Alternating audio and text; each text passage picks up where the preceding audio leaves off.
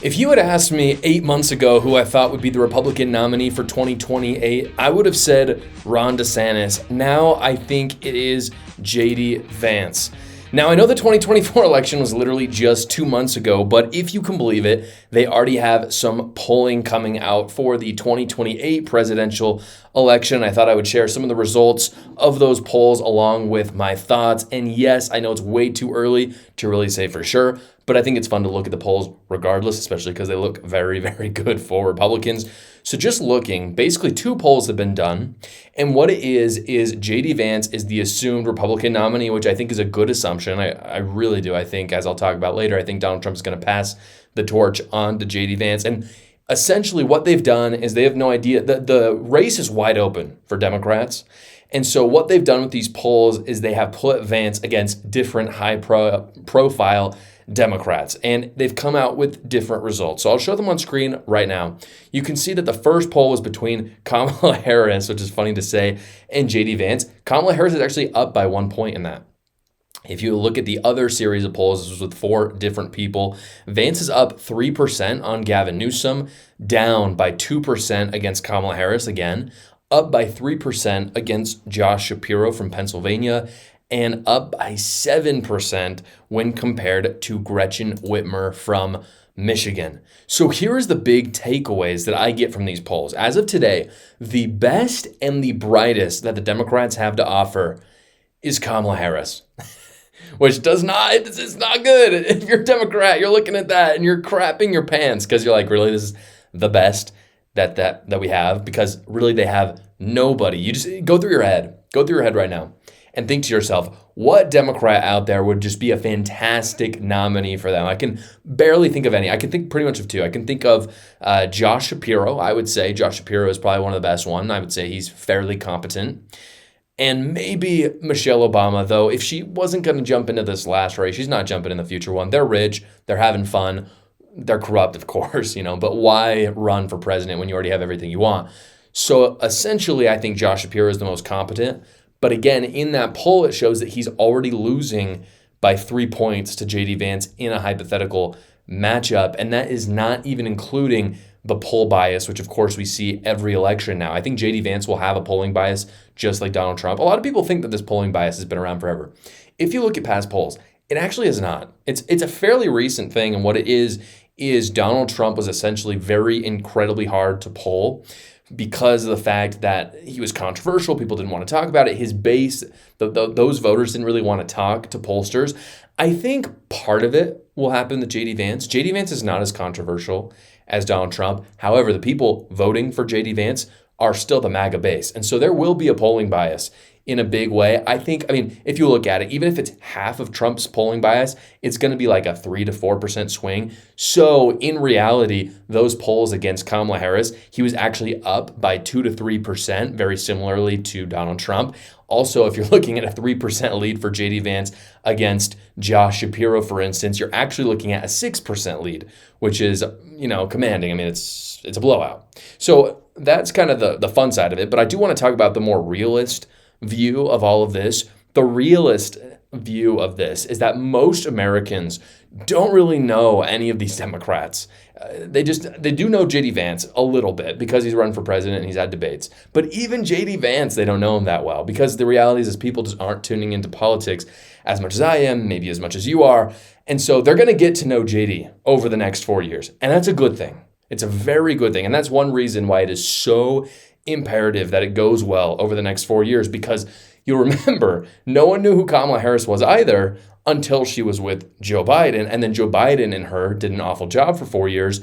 And even when Biden dropped out, they could not disconnect Kamala Harris, rightfully so, from Joe Biden. And similarly, they will connect JD Vance to Trump. So if it goes well for Trump, it's going to go well for Vance in 2028.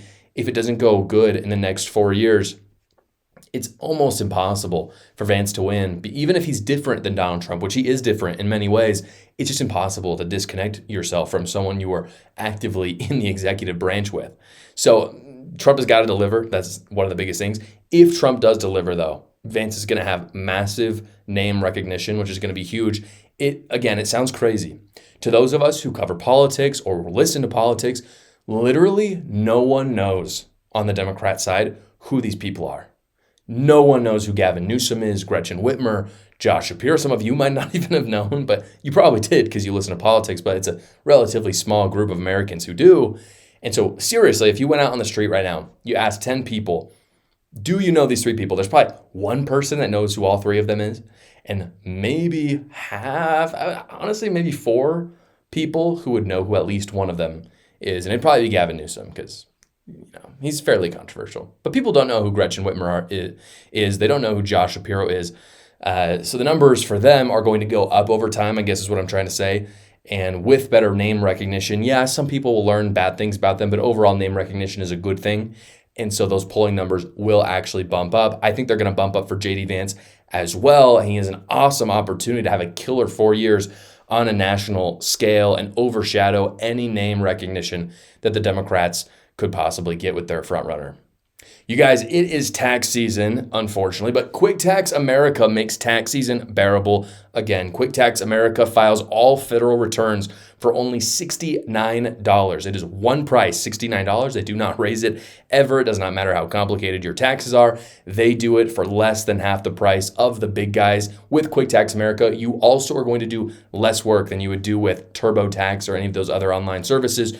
Simply, you answer a few questions, you upload your tax documents, and then you schedule a 15-minute call with a tax professional to make sure that everything is right, and they do the rest. Work with Quick Tax America, get a great service at a great price, and your best return because, a little secret, Quick Tax America does not like the IRS. They don't like them at all because who does? They hate them as much as you do, guys. So go to quicktaxamerica.com once you have those tax forms, or you can go to the link in the description below. I want to give all of you my way too early 2028 presidential election prediction. And yes, I know it's way too early. It is way too early to do this. Anything could happen in the next 4 years that could change what I'm about to say. But as things stand, I want to make a couple predictions that I think are pretty solid. If you look at the polling right now and the approval ratings as well for JD Vance, as well as some of the more, I guess you could say, popular Democrats, the up-and-coming Democrats, if you can say that about any of them, hardly any of them are. This is what my predictions are based off of that. I think JD Vance is going to be the Republican nominee. I do. And I don't think that JD Vance is the best Republican nominee. I think Ron DeSantis would make the best Republican nominee. But regardless, Trump owns the Republican Party. It's not a bad thing necessarily. I'm not saying it's a bad thing, but it's a reality. And so because of that, he's essentially going to crown the next Republican nominee. And maybe down the line, that won't be true anymore. I mean, he's pretty old. He's going to die one day. And once he does, he probably won't have the same hold over the Republican Party, but this time he's going to. He is in 4 years. And I think that he's essentially going to appoint JD Vance as the continuation of MAGA. So that's a Republican nominee. Then we have to think about the Democrat nominee. You have the Democrat side, and I think there are many people who are going to fight in that primary. I think it's going to be really fun to watch because it's wide open. No one can go with a Biden Democrat. I guess what I'm trying to say is I think populists and establishment in the Democrat Party are going to have a massive fight in a really spectacular way that I actually think is going to be very good for the country because I think it's going to benefit conservatives as well. But I don't think any of the up-and-coming people in the Democrat Party are any good at all. Just to go through a few, and I've talked about them in the past, Newsom, he sucks. Everyone knows he's slimy. Even if you don't know things about politics, you see him on a stage in some sort of a primary setting in a debate, and you know he's slimy. So Newsom is awful. Gretchen Whitmer sucks. No one knows who she is, but if they do, they know she's rude. She's just not a presidential person, not popular even in her own state of Michigan. You have Pete Buttigieg. Pete Buttigieg is so vain. He has very little knowledge of, running anything from when he was in Indiana to as the transportation secretary. I just don't think he's going to win. I do think he will get a decent amount of primary votes. And the reason why is because he's gay and he's also good at talking. Like, he's a very formidable debate. So I'm not saying Buttigieg isn't going to get close. I don't think he's going to be the nominee. I think he'll be in many ways one of the elite's choices. However, who I really think is going to be the elite's choice is, unfortunately, in my opinion, the best option for Democrats if they want to win, and that is Josh Shapiro. I think Josh Shapiro is really strong for Democrats. The reason why is because Josh Shapiro is kind of moderate, or at least he feigns moderacy. He is the governor of Pennsylvania, so that's a swing state. If he had been Kamala Harris's VP, I don't think they would have won, but I do think that they could have won Pennsylvania. He is well-spoken. He does not really have an open history of corruption that I'm aware of, so he doesn't have like Tim Walz was like a scandal machine during this election cycle. I don't think Josh Shapiro would be that way. I think the only downside for Josh Shapiro and for Democrats is that he's Jewish, and there is a big piece of the Democrat Party that doesn't like the Jews that much. Even with that, I think he's going to win. I think he's going to win the Democrat primary. I think he'll be a fairly formidable foe. So anyway, that's the primary predictions. I think it's going to be JD Vance versus Josh Shapiro. I really have no idea who their running mates are going to be. I think if JD Vance chose Ron DeSantis, that would be genius. I think that would be fantastic. It would appease a different kind of part. They're still MAGA, but a kind of different part of the Republican base, myself included, that'd be very happy. Josh Shapiro, I think, would probably choose a woman. I have no idea who it would be. Maybe Gretchen Whitmer. It'd be an awful decision if he did. Between the two, though, who do I think will be president of the United States on January 20th, 2029? I think it's going to be JD Vance. The reason why I say that is because I think that Trump and him are going to do very good over the next 4 years.